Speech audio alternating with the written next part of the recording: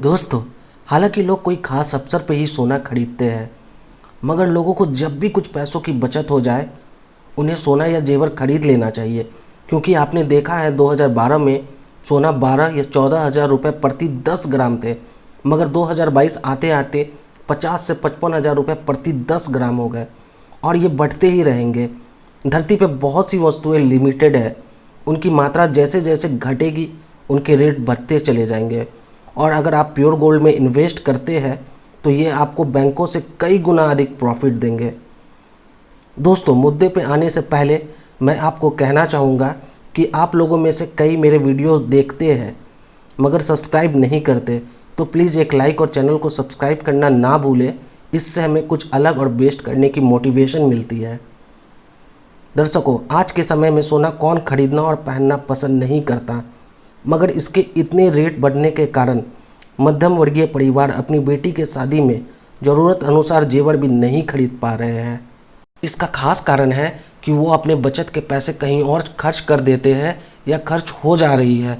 मगर दर्शकों, मैं आपको सलाह दूंगा कि आपके पास जब भी कुछ पैसों की बचत हो जाए तो आप अपने फ्यूचर के लिए प्योर गोल्ड खरीद लें। और अगर आपके बच्चे अभी छोटे हैं तो थोड़ा थोड़ा जेवर खरीद के उसे सेफ जगह रख दें। हालांकि ये जेवर आपके बच्चों के शादी से पहले कुछ खास काम में या आपातकालीन स्थिति में मील का पत्थर भी साबित हो सकता है और फिर काम पूरा हो जाने पर वापस समय अनुसार जेवर खरीद ले।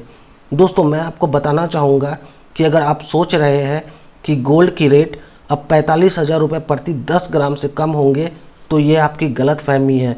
तो जब भी आपके पास सफिशिएंट पैसे हो तो आप गोल्ड खरीदें, क्योंकि इन फ्यूचर उस रेट में आपको ऑर्नामेंट या प्योर गोल्ड वापस मिलने नहीं जा रहे।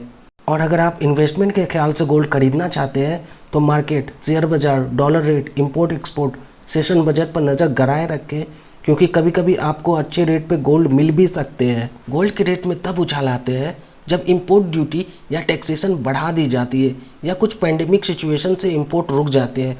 जैसा कि कोरोना की महामारी में इंपोर्ट ठप पड़ गए थे, लोग सोना खरीदना तो दूर घर से बाहर तक नहीं निकल पा रहे थे, तो फिर क्यों गोल्ड के रेट 52 हज़ार से पार हो गए थे? ऐसा इसलिए क्योंकि इंपोर्ट एक्सपोर्ट बहुत कम हो गए थे। और दोस्तों, गोल्ड के रेट दूसरे देशों की कंडीशन पर भी निर्भर करते हैं। भारत भी दूसरे देशों से सोना निर्यात करता है। अगर किसी देश में युद्ध छिड़ने की स्थिति हो या युद्ध छिड़ी हो, जैसा कि रूस और यूक्रेन में, इस तरह की कंडीशन में सभी देश अपने गोल्ड को एक्सपोर्ट करना रोक देते हैं, क्योंकि गोल्ड ही एक ऐसा इंपॉर्टेंट मेटल है जो डॉलर की तरह कहीं भी और किसी भी देश में एक्सचेंज हो सकते हैं। तो सभी देश अपने इमरजेंसी कंडीशन के लिए गोल्ड को सिक्योर कर लेते हैं। दर्शकों, मेरे कहने का ये तात्पर्य नहीं है कि आप भी गोल्ड स्टॉक करें। इससे देश की जीडीपी और फाइनेंशियल कंडीशन बिगड़ सकती है।